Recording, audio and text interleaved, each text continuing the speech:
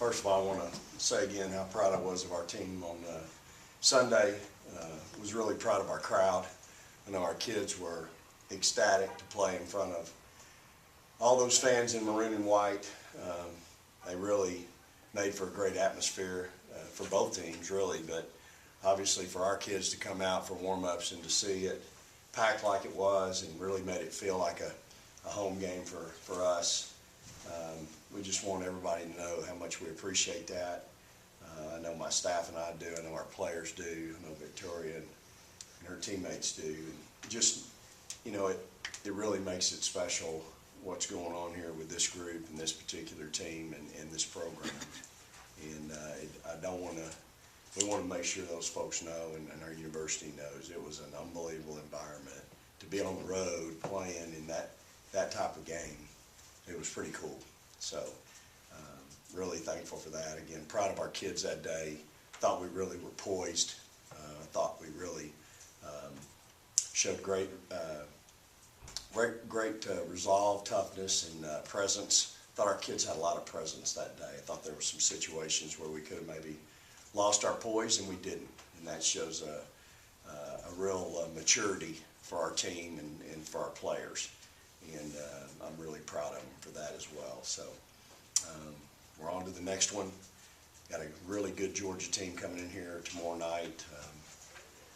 They are playing well. Really present some problems for you. I'm sure they're confident going into the game, knowing they held us to 43 points last year at their place in a real ugly game. We got beat 47-43, did not play well offensively, really did a good job defensively, but offensively it was a struggle all night. And so we're in the process of trying to prepare for them and the problems that they present. Joni's done a tremendous job, her and her staff, with that team, and they're going to be, they're going to be all we want tomorrow night and in the future. She's doing a great job with that program. So with that, there were 46 fouls in the Ole Miss game, and maybe part of the aspect of having a bullseye on your back is maybe some teams are going to do some extracurricular kind of things. How do you think that you guys responded to that? Well, first of all, what do you think about those extracurricular things, and how do you think the kids responded? Yeah, Adam, there were a lot of non-basketball things going on in that game that concerned me, and I've addressed them. I've addressed them with appropriate people that need to look into that. There's no place in our game for things like that. Again, I was more proud of how we handled that, but to be honest with you, we coached our kids. We prepared them going in. We knew something like that probably could happen, and it did. And I was so proud of how we responded, specifically Tiara, how she showed great self-control. What happens if that kid goes into a camera and opens up her head and her eye and or has a concussion? I mean, I was just really, it concerns me, and I'm concerned that there's a number of things that happened in that ballgame that were non-basketball that, quite frankly, we didn't see on film. And so, again, I've dealt with it, and I think the proper people are dealing with it. I think the thing that makes me so proud about our university, about my program, about my players is the accountability piece, and the fact that, and again, it goes by, I tell y'all every time we're in here, we have the fans we have, the people that come out to see us play because of how we play the game and how we respect the game, and we honor the game. And so, I'll deal with it on my end and have, and we've moved on. What does it say about how your team's evolved over the last year? Victoria can have a tough night like she did at Ole Miss, and you still win pretty comfortably. Yeah, I think it speaks volumes for our team. In years past, it was, well, the only reason we got beat tonight was because of Victoria. And so, because she played well. In other words, not giving her teammates any credit. And so the other night, she did have she struggled a little bit, but I thought her teammates were fantastic. And, Victoria created some shots for her teammates. She had some assists in the ball game. She did some other things that were really contributed to the effectiveness of our team. And so, you know what, again, I say this all the time, just her presence on the floor warrants everybody's best defensive game plan, number one to Victoria, then they go to the next person that they're worried about. And so I think she's handled it like a champ. I say this all the time. All these awards that she's up for and these other players are up for, I can assure you, Victoria Vivians plays both ends of the floor. And that's the piece that I think sometimes can get lost in some of these gaudy numbers for some of these, you know, for other players. Victoria's playing pressure man-to-man, 94 feet, 40 minutes. If she plays 35 minutes, it's 35 minutes. But that's what she's doing on the defensive end. Denying, she's one of the top steals players in our league. She averages almost 2 steals a game in the SEC. She's playing both ends of the floor. Not to mention, obviously, she's a big centerpiece for what we do offensively. So she earns her check every day, every night in ball games. And the thing is, she don't take a day off. She's right back at it the next day in practice. Took a real tough shot to her midsection on that layup, and right back at it yesterday. Doesn't miss a beat. And so, you know, I'm really proud of her, and I'm proud of our team. But I do, to answer your question, I think it says a lot about our team. Victoria, what do you remember about the Texas game? You talking about long? Oh my gosh, that was so far away. I don't know. Test your memory. What do I remember? It was a tough game. Yep, and we won. How do you think that you guys have, you insert your word, if grown, matured, developed? We've matured a lot since Texas game. Everything's better. I would say defense better, offense better, and everything like our all-around game is better since Texas game. You know, that was like the 7th game I think of the season, the 6th or 7th, and we got a lot of more games under our belt. So I think like everything has progressed since then. More so on the offensive end? A lot more on offense end.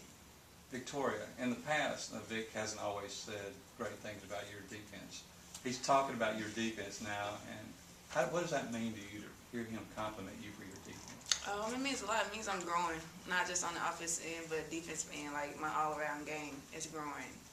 Instead of offense, I guess my defense is helping me become a better player. You know, like you said, like I don't just play offense. I'm actually defending on the other end. Like most players don't guard man-to-man like we do, and I'm glad we do it because I don't think I would rather sit in the zone and just let people shoot all the time either. So I just think I'm growing. I'm a growing player right now. Coach, you said when after the game that Texas was young, they were figuring things out, and that they were going to get a lot better. If you were to step back and take a look at your team since the time from that game, how do you think that you guys have grown, developed, or matured? Well, I don't think there's any doubt. I mean, they've won, I think, 19 or 20 in a row. You know, here we are at 25-1. So I think we both really grown. They had some new players they were trying to fit into, a couple of veterans that were back, and those kids obviously have figured it out, and I knew they would. I mean, they're really talented. And as far as us, I mean, I think we may have started a little bit further ahead of the curve just because of the veteran crew that we had, you know, the 8 juniors and seniors. But I think our 8 juniors and seniors have gotten better. And I think Tiara McCown and Jazz Holmes as sophomores have gotten a lot better. And so that's the piece I think that kind of pushes you along. You knew our juniors and seniors, what they have done in the past and what you figured they were capable of. But those 2 sophomores have really, I think, allowed us to become a lot better. They give us so much more depth at 2 critical positions. And, you know, what Tiara's doing right now off the bench and Jazz is doing off the bench for us is paramount to our success. We don't miss a beat at point guard. We don't miss a beat at 5. In some instances, Tiara comes in and, you know, Chinway's already been wearing on somebody. Now Tiara reaps the benefit of somebody. Good God, I was just dealing with 6'5". Now they got 6'7" coming in here. And it's just, you know, it just compounds to somebody else's mental state and physical state. So, you you know, we've certainly grown. We've been through so many battles. We've traveled together. We've ate and slept together. We've, you know, it's just, there's something to be said about that chemistry. It's like this family. I mean, we're family. We just, everything we do is, we're like a family. I mean, we do. We fight like sisters and moms and dads and love like moms and dads and sisters. And I just think that that's who we are. That's our makeup. And then that goes back to my accountability and responsibility to them. I mean, I'm responsible. When I see some of the things go on that I feel like, you know, are not right in dealing with my kids, I get upset about it. And so, but that's my responsibility to their parents, to their moms and dads, to those folks whose living room I sat in and promised I'd take care of them. So, anyway, I think we've gotten a lot better, and I think you get better on because of all those things, the chemistry piece, the togetherness piece, all that plays into being a really good basketball team. And did you watch the Texas-Florida State game? I didn't. I was recruiting. That's what you said. I was gone most of the day, and I didn't get to see any of the good games on Monday night. So, but certainly saw they were great games and knew they would be. So, do you use anything like a comparative with Texas from November to February to challenge your players in the sense that this is a team that we played, that we have a good frame of reference of, that they've gotten better, that you guys have to continue to push yourselves because everybody else is getting better, and ultimately we could play a team like that again down the road? well, I think, you know, I don't know that I talk about other teams as much as I just talk about, hey, we know where we are, but I tell them probably after every game, we can get so much better. You know, we can improve. We can do this so much better. Our top end is a long way away, and so we talk about that every ball game, really, after every game in the locker room, and that's why I coach from tip to the final horn. You know, you can sit down over there with 4 minutes to go, up 20, and sit on your hands and not say a word, or you can coach those kids that are on the floor at that time as hard as you coached the first group that was on the first 4 minutes, and that teaches them to understand the importance of every play in the ball game being important.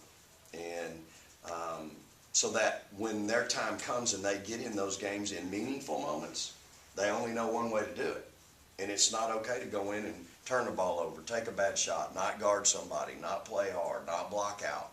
So I think that's the piece that freshmen, when they come in, they have to learn about me, is that I'm going to coach them from tip to the end and want them to be perfect. Even though I know they can't be, they know they can't be, wanting them to play and be as perfect as they can be in those moments. And you know, we really worry about us. We worry about us. We worry about the next game. That's kind of where we've been, and it's worked for us all year. Has Rose status changed? No, it hadn't changed. It has not. No. You anticipate her being available for tomorrow? I'm hopeful. So we'll see. Any other questions? All right, thanks, Tori. All right, thank y'all. Thank you. Appreciate you.